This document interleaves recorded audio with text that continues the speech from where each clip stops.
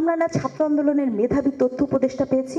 এই দায়িত্ব পালনের বোধ যদি আপনার না থাকে তাহলে তো কথা বলতে হবে, আপনি পদ ছেড়ে দেন। দায়িত্ব পালন করার জন্য অনেক মানুষ আছে। আপনি কখনো ইলিশ পাঠান, কখনো বলেন পাঠাবেন না, কখনো ইলিশ পাঠিয়ে দেন। ইলিশ মাছ জাতীয় মাছ থেকে হয়ে গেছে রাজনৈতিক মাছ। গত 2 মাসে এই সরকার দুটি কাজে আমরা দেখতে পেয়েছি। 1, কাচের গ্লাস ব্যবহার, 2, পলিথিন নিষিদ্ধ করা। আমরা সাধুবাদ জানাই, কাচের গ্লাস ব্যবহার এবং পলিথিন নিষিদ্ধ করা খুব ভালো। কিন্তু কাচের গ্লাস আর পলিথিন নিষিদ্ধ করে দেশ বা রাষ্ট্র চলে না।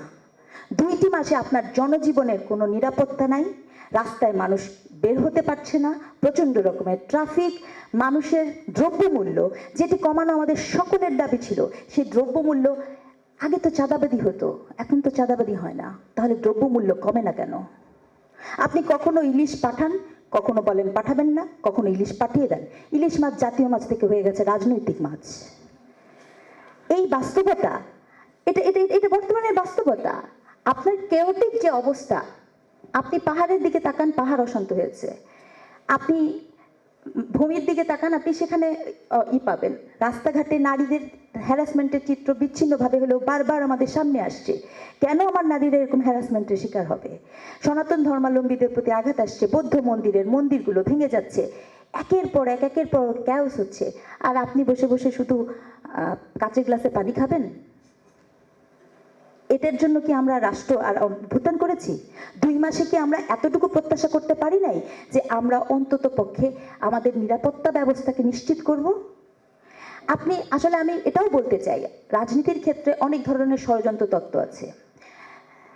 আমেরিকার বিলবোর্ডগুলোতে বাংলাদেশের সনাতন ধর্মাবলম্বীদের উপরে আঘাত হচ্ছে, সেটার ছবি ছাপানো হচ্ছে।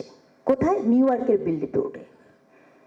জুলকারনাইন শাইনের রিপোর্ট, ওনার রিপোর্টের বরাত দিয়ে বলছি, ওনার সূত্রে আমি এটা জানি।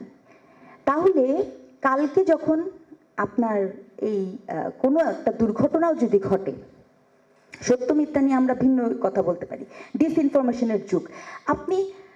আমরা না ছাত্র আন্দোলনের মেধাবী তথ্য উপদেষ্টা পেয়েছি। তাহলে এই ডিসইনফরমেশনের যুগে আমি তো একটা পত্রিকার পাতা সামনে দেখলে এখন বুঝতে পারি না এটা কি সত্য ইনফরমেশন না মিথ্যা ইনফরমেশন। আমি কি এটার উপর ভরসা করবো না? এর দায়িত্ব কার? দায়িত্ব কে নিবে? দায়িত্ব যিনি দায়িত্বে আছেন তাকেই তো নিতে হবে, দায়িত্ব তো আমি নিব না বা আপনি নিবেন না। তাহলে এই দায়িত্ব পালনের বোধ যদি আপনার না থাকে তাহলে তো কথা বলতে হবে, আপনি পদ ছেড়ে দেন।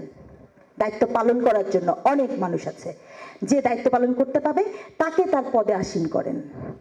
কারণ আমরা অভ্যুত্থানের প্রেক্ষিতে এই সরকার পেয়েছি। আমরা আপনাকে নির্বাচিত করি নাই যে আপনি বছরের পর বছর থেকে আমাদের আশা বা প্রত্যাশাই করবেন। এবং আমরা সবকিছু প্রত্যাশা করি